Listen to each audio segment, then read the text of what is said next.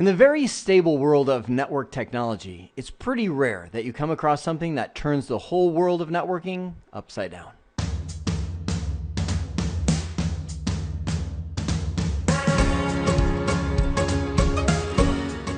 And that's exactly what VLANs did. So in this video, we will discover the problem that VLANs solved and the benefits of using VLANs.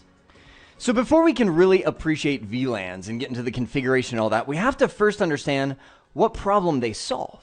So jump back with me into the network diagram real quick. We've got Arizona, Nevada, and Florida, three blossoming sites, of which Arizona is the largest. And when we first were looking at these sites, I brought them up in terms of IP subnetting. And I don't know if you remember this back when I was talking about subnetting. If you've gone through subnetting, which I'm assuming you have, I said a subnet equals a VLAN equals a subnet. They're kind of one and the same. And I was trying to do that to give some justification to what a VLAN even was.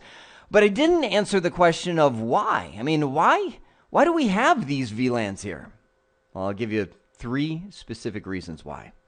First and foremost, there is virtually no security at all at layer 2. And when I say layer 2, poof, in your mind, it should immediately go a network switch. There's no security at all when you plug multiple devices into a network switch, except whatever you've got on the devices itself. So you're thinking about things like personal firewalls on people's devices, on a server, turning on the Windows a software-based firewall, anti-malware, antivirus. Those are the kind of things. That's what makes it so dangerous. Have you guys ever heard of ransomware? I've gone through probably 3 different ransomware infections at different clients.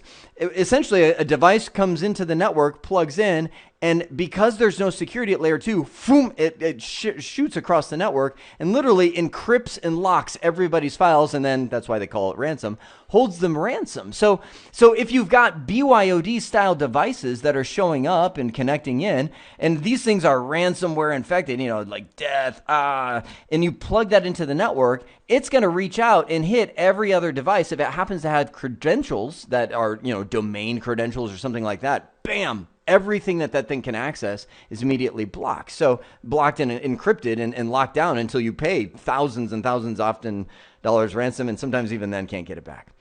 So no security. Second, there is no segmentation at layer 2. What that means is the main thing I want to get across there is you've got limitations of IP addressing, you've got limitation of broadcast, right?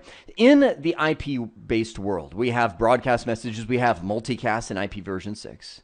And every single one of those, when you send a broadcast message, let's just take one computer, and it's like, hello world, and it sends a broadcast message out there. All the devices get it, they all process it, and most of them probably like, ignore and drop it, something like that. Well, when you take that to 10, 50, 100, 1,000 devices, now you've got so many broadcasts and multicasts that are just happening all the time that all the computers are literally slowing down because they're having, you literally will slow down computers by plugging in a network cable, right?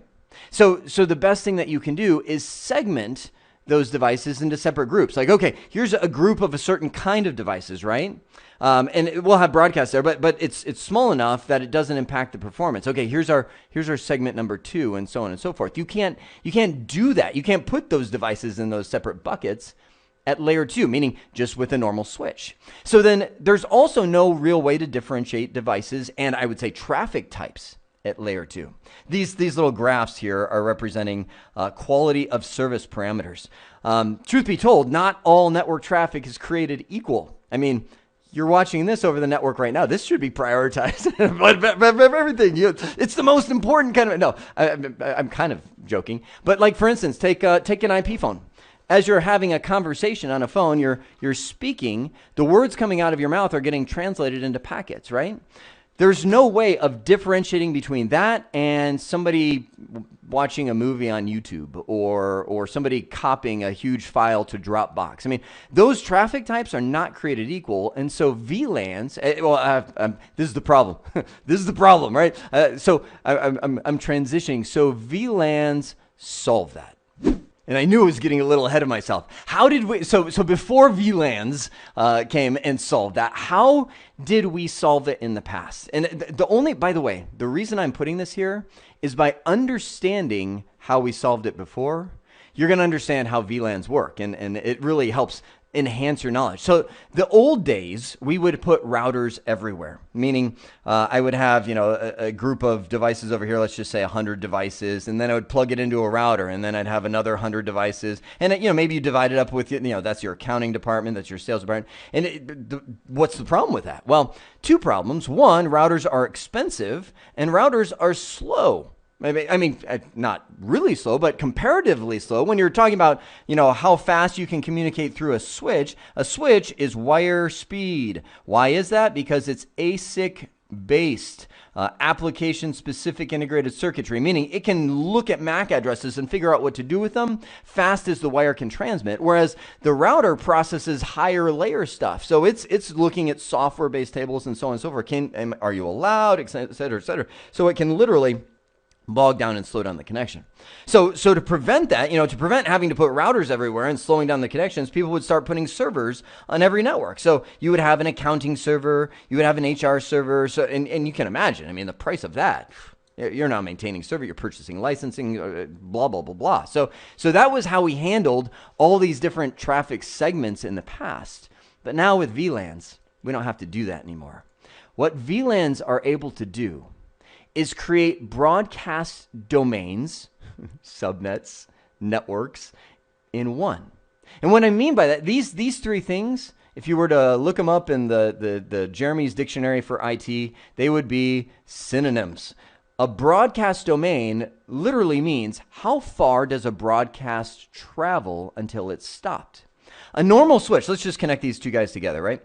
A normal switch is one broadcast domain. Now you might look and go, well, you just connected the switch together. Is that two? Nope, because if I have one computer right here and I send a broadcast, it's out here, out here, out here, out here. It goes, across that line, out here. It goes out every port. So a single broadcast domain. Same thing, a layer 2 network is one subnet. And really a subnet is just the IP version of a network. It's a sub-network. So VLANs literally create multiple networks within the switch environment. And it literally is this simple. Let me draw here what I mean. Let's just say I use VLANs, and I'm going to say port 1 and port 2 are assigned to VLAN. Yeah, we'll just call it VLAN red. You use VLAN numbers, so I could say that's VLAN 2, but just for the sake of where we're at right now, it's VLAN red.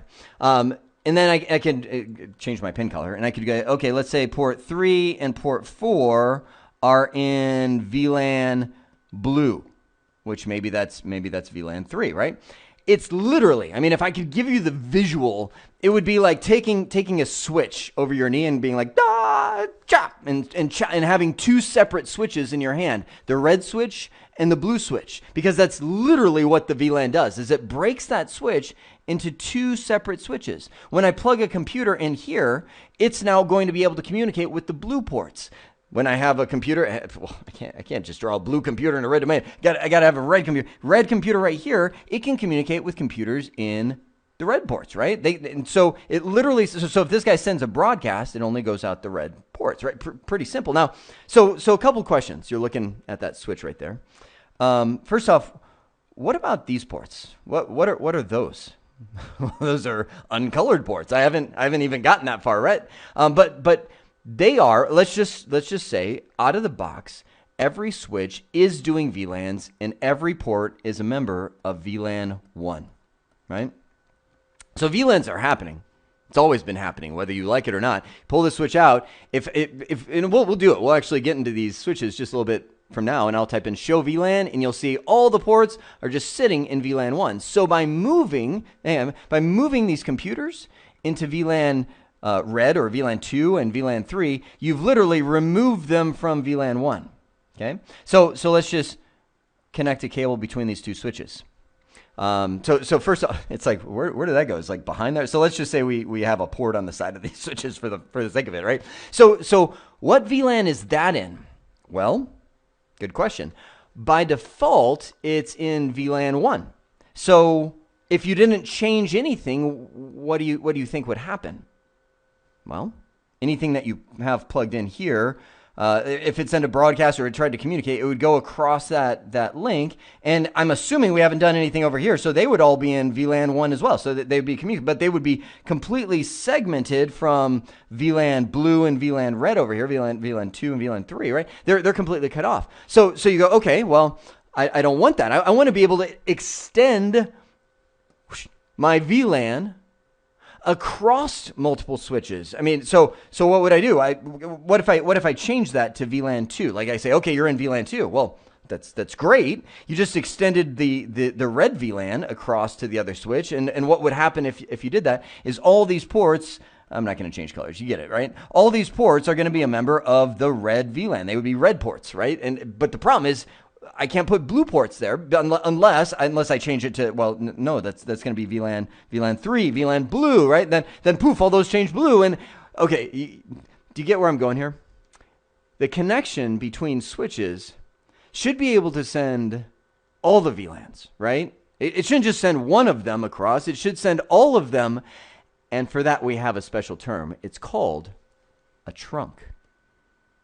Using a trunk port, and by the way, a trunk is a Cisco word. Every other vendor in the world calls them tagged ports. But that's fine. I mean, it's trunk, tag, same. What it does is as the packet, so let's just say the red computer sends a broadcast, right? It goes in. The switch is like, okay, well, that's a red port, so we'll send it out there. And then it's like, ooh, I've got a trunk port over here. So what I'm going to do is I'm going to send that frame, remember we're talking layer 2 here, frame across, and I'm gonna shove at the front of it a little thing. I don't know why. Every single time I talk about this, it pops in my head. You guys ever seen those shims? Those they're like little kind of sticks. They're real flat sticks. Like you got like the refrigerator in your house. It's like it's not stable. So they sell these shims. They're like a buck for a little bundle of them at like Lowe's or Home Depot. And you get these shims and you kind of shove it under the uneven side. It's like it looks like it looks like this like a little thin piece of cake. And so your refrigerator is all tipsy, right? And so it's not this thick, but you shove it under the side, and now it doesn't sit. So for whatever reason, whenever I think of this, it's kind of like shoving a shim in the header of that frame. So it's going to say, hey, this is actually a part of the red VLAN, which it doesn't say red VLAN, it just says VLAN number 2. So when this switch over here receives it, it's like, oh, red VLAN. Okay, do I have any red ports? And okay, I'm forced to do it. I'm going to change my color. Yes, I do. I have those two that are red ports, so I will send that message, or that broadcast will just say out those 2 ports. And I happen to have some blue ports too. So let's just say we've got the computer over here on this switch that sends a broadcast in blue. As it's going across again, shoves that little shim, which by the way, they don't call it a shim because that'd be too easy. They call it an 802.1Q tag, or you can think of it like a label, like we're sticking a label on those little frames as they go out, so the other side can figure out which VLAN that belongs to and send it out appropriately. How does that feel? Pretty good? I know that was a lot. That was like bullet number 1. That's what VLANs do. That's the power that you have, is you can stretch these things through the entire layer 2 fabric. And this is what I want you to make sure that you catch.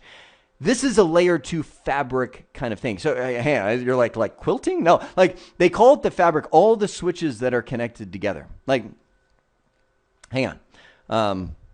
So if we come back here to Arizona, you can see all these switches are connected together, right? This is a fabric. So if I did VLANs, let's just say I put VLAN 3 on this switch right here and extended it down. I could extend it through all these switches that are connected in Arizona. But as soon as they hit the Arizona router, it stops, right? All the VLANs in Arizona are contained. Let me say it another way.